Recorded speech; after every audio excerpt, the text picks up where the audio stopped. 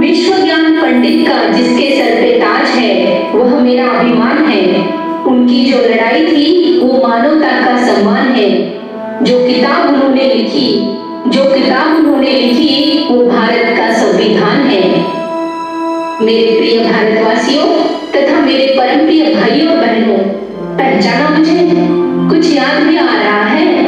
हाँ, सही सोच रहे हो, सही पहचाना। आप सभी की रमाई एवं संविधान जनक विश्व रत्न डॉक्टर बाबा साहेब भीमराव रामजी आम्बेडकर की अर्धांगिनी रमाबाई आम्बेडकर और साहेब की मैं रामू। बहुत दिनों से सोच रही थी कि आप लोगों से मिलने आऊं, लेकिन आपकी व्यस्तता के कारण आपसे नहीं मिली। लेकिन आज मौका भी है, दस्तूर भी है, इसलिए मैं आपसे मेरे सुख दुख बांटने के लिए यहाँ आपके सामने उपस्थित हूँ। मेरी सहेलियों, मेरे जीवन में एक सुनहरी सुबह आ गई। उस सुबह ने मेरी तकदीर ही बदल दी। उस सुबह ने मेरी झोली हीरों और मोतियों से भर दी। मेरा जीवन सार्थक बन गया। वह सुबह यह थी कि सूबेदार रामजी आम्बेडकर अपने पुत्र भीमराव के लिए वधू तलाश कर रहे थे। उन्होंने मुझे देखा और अपनी बहू के रूप में पसंद किया। मैं बहुत खुश थी। उनकी होशियारी के बारे में मामा ने मुझे बताया था। उस वक्त साहेब 9वीं कक्षा तक पढ़े हुए थे। आखिर 1906 में भाई खाला की सब्जी मंडी में भीमराव आम्बेडकर के साथ मेरी शादी हो गई और मैं रमाबाई भीमराव आम्बेडकर बन गई। मैं समझ गई मेरी शादी एक तूफान से हुई थी और अब उस तूफान के साथ ही मुझे चलना था। मेरे जीवन का नया अध्याय शुरू हो गया था। मेरा स्वागत मेरे ससुराल में बड़े उत्साह के साथ किया गया।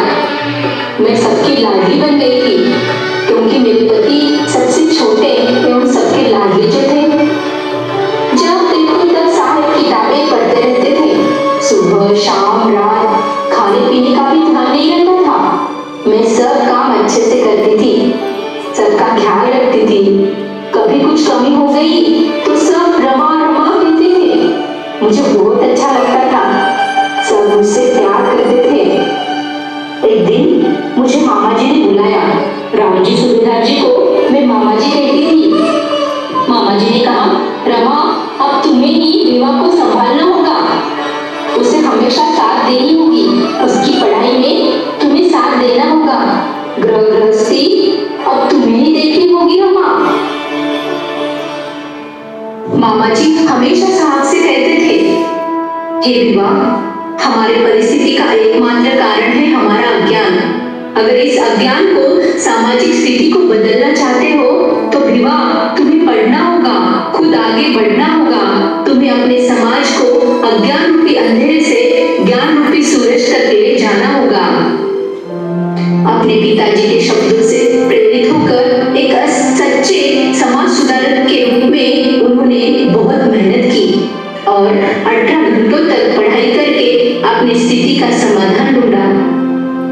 जिस तरह महात्मा ज्योतिबा ने माता सावित्री को पढ़ाया, उसी तरह साहब ने भी उनके इस राम को पढ़ाया था। साहब इतने व्यस्त रहते थे, लेकिन फिर भी मुझे पढ़ाने के लिए समय निकालते थे और मुझे पढ़ाते थे। मुझे पढ़ने लिखने में वैसे बहुत दिन लगे, लेकिन आगे मैं पढ़ने लगी, लिखने लगी और साहिब की किताबें भी कभी-कभी पढ़ने लगी। एक दिन मामा जी की तबीयत बहुत बिगड़ गई और एक बार फिर से मेरे सर पर जो पिता का साया था वह मुझसे छूट गया। साहिब को अपने पिता के चले जाने से बहुत दुख हुआ। साहिब अमेरिका से आने के बाद मुंबई के सिडनहम कॉलेज में प्राध्यापक की नौकरी करने लगे। दरमाहा तनख्वाह 450 थी और साहिब मुझे 100 रुपए घर चलाने के लिए देते थे और पूरा माह उसमें चलाने के लिए बोलते थे। एक माचिस की डब्बी पे पूरा महीना चलाने का, दूसरी माचिस की डब्बी भी लाने नहीं देते। घर का सब कुछ 100 रुपए में चलाने में मेरी बहुत कसरत होती थी। मैं बहुत त्रस्त हो जाती थी। गुस्सा भी आता था।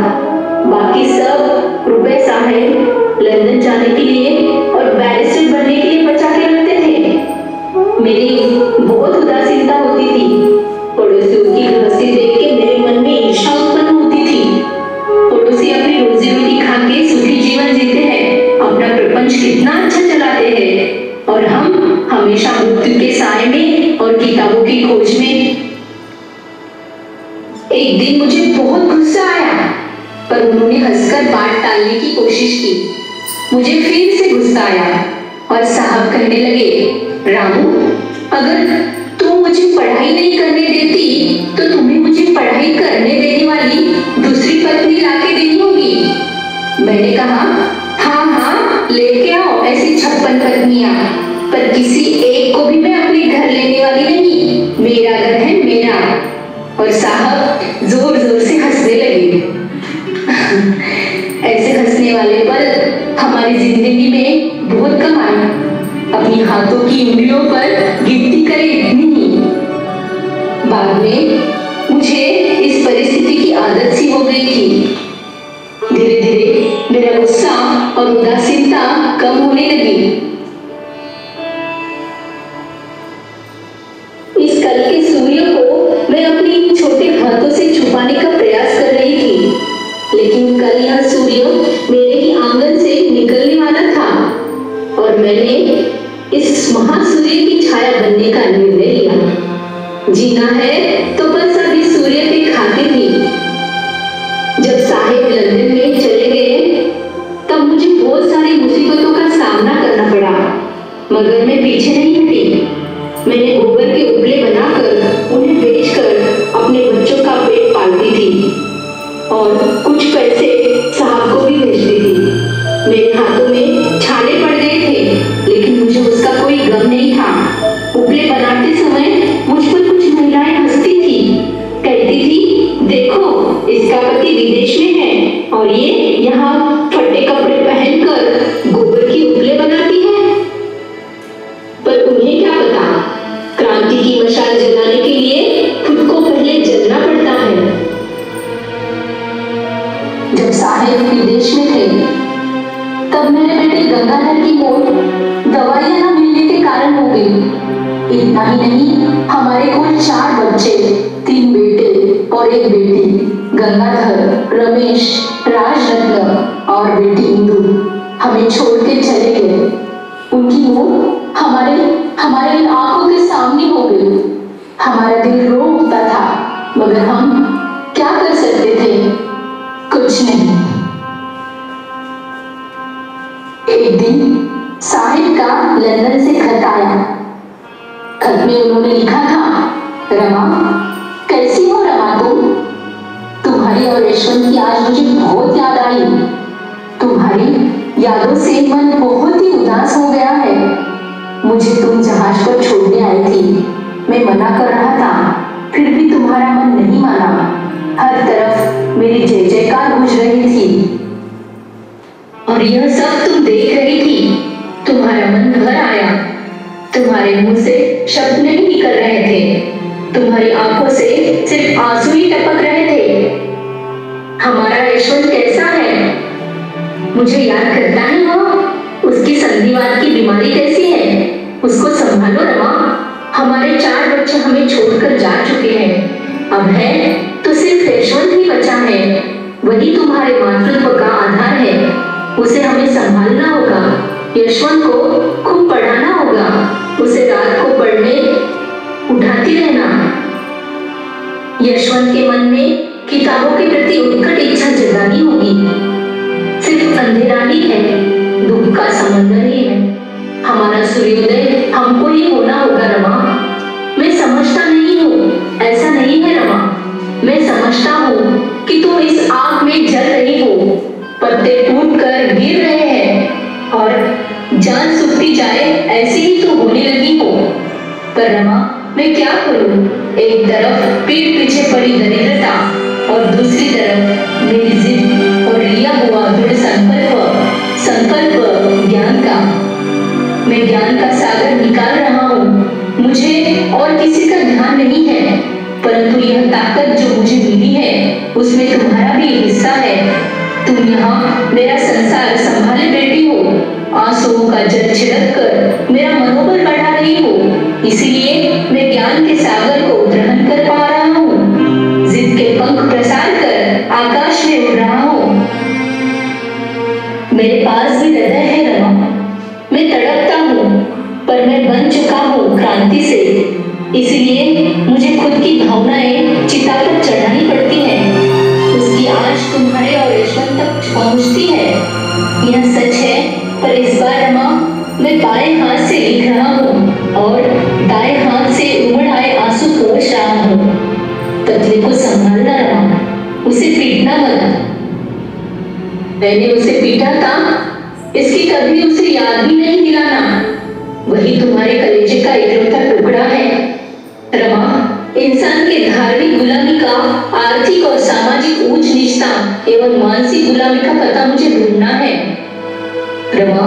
तुम मेरी जिंदगी में ना आती तो, तुम मनसाथी के रूप में ना मिलती होती तो क्या होता? मात्र संसार सुख को ध्येय समझने वाली स्त्री मुझे छोड़ के चली गई होती। आधे पेट रहना, गोबर के उपले बनाना, फटे कपड़े सिलाना, एक माचिस में पूरा माह निकलना है, इतने ही तेल में और अनाज में नमक से महीने भर का काम चलाना चाहिए, ऐसा मेरा कहना।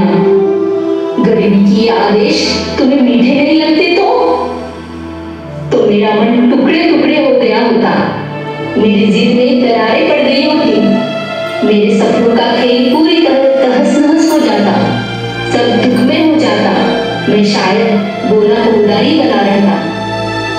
संभालना खुद को जैसे संभालती हो मुझे, जल्द ही आने के लिए निकलूंगा, फिक्र नहीं करना। सबको कुशल कहना, तुम्हारा भीमराव। शकुंतला मेरी पड़ोसी, उसका बेटा बहुत बीमार था। मैंने साहब से कहा, साहेब तुम जाके उसका इलाज क्यों नहीं करते? साहब कहने लगे, रामू मैं डॉक्टर हुआ, लेकिन मनुष्य से मनुष्य को लगे छुआछूत को मिटाने का।